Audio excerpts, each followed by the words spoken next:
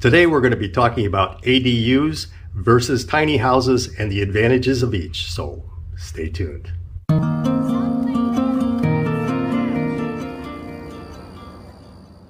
Today I have JC from Nordic Steel Systems. They build tiny houses and ADUs, so I thought he'd be a great guy to have on today to talk. Thank you, Paul. Very happy to be here. My understanding of a tiny house is basically it's a house built on wheels, and that people commonly use it to park in yards where there may be tax advantages because it's on wheels and can be moved around. A true tiny house today is defined as a home built upon a DOT-approved rolling chassis, which is able to meet certain parameters, but other than that, it is basically a tiny home on wheels. The tax advantages of a tiny house are pretty straightforward.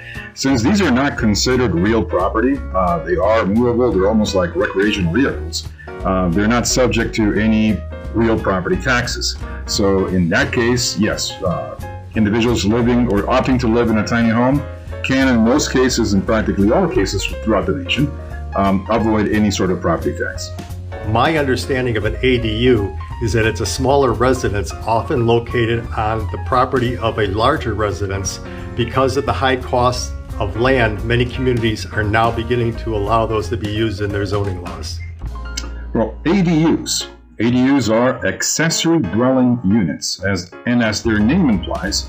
It basically relates to any additional living unit which can either be attached or detached to the principal residence that in most cases cannot exceed half the size of the existing property or ever be above 1,200 square feet in total size, whichever is smaller.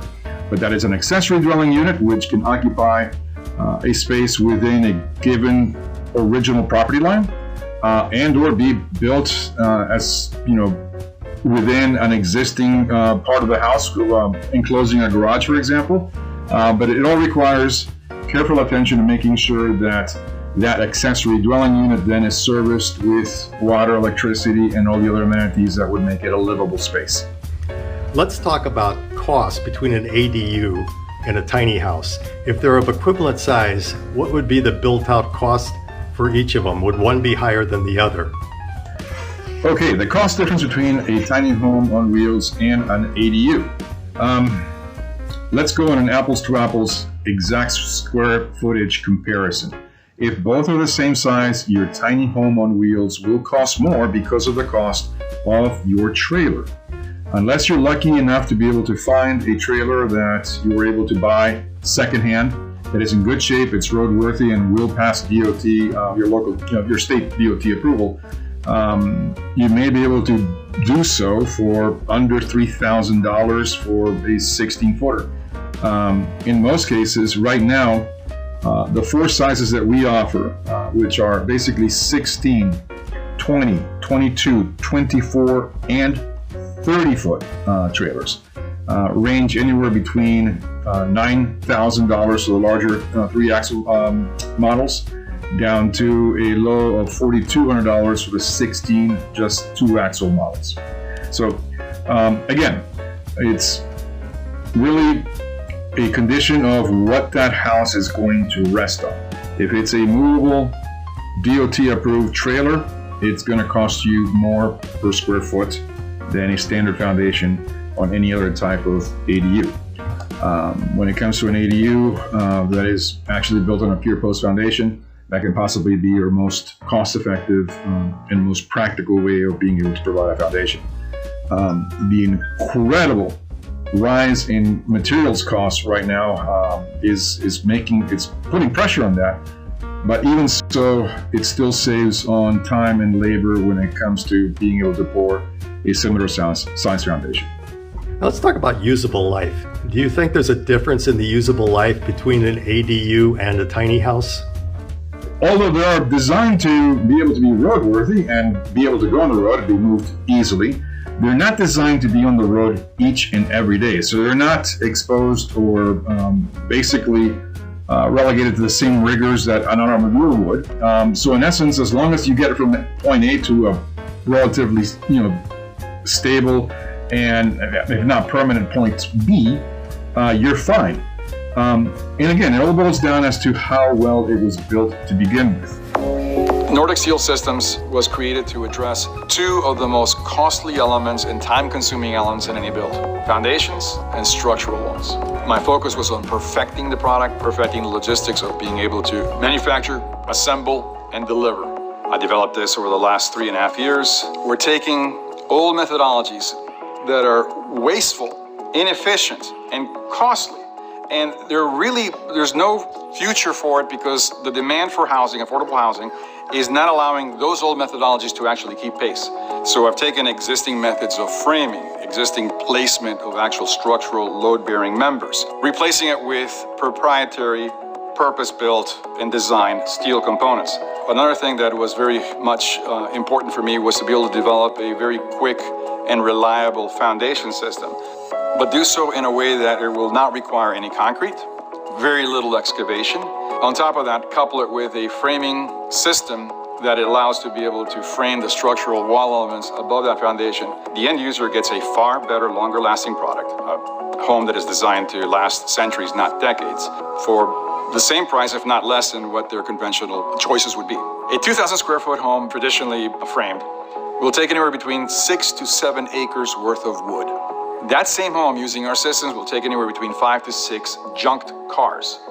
We get all our steel through American recycled sources. Per build, we reduce anywhere between 30 to 35% of landfill waste. Wood still has a place in home building. It just needs to be limited to where it can render the best service and be useful in the best possible ways. Our foundation systems basically are replicating what concrete already does, but in a way that basically makes the home a lot faster, better to build, and much better for the environment overall. I can tell you that if we use 14-gauge steel to build a tiny house on wheels, it can probably outlast most conventional stick-built homes. I would think that you could take an ADU and make it a larger size than even the largest tiny home, correct? Yes, of course. But the size difference between tiny homes on wheels, or THOWs,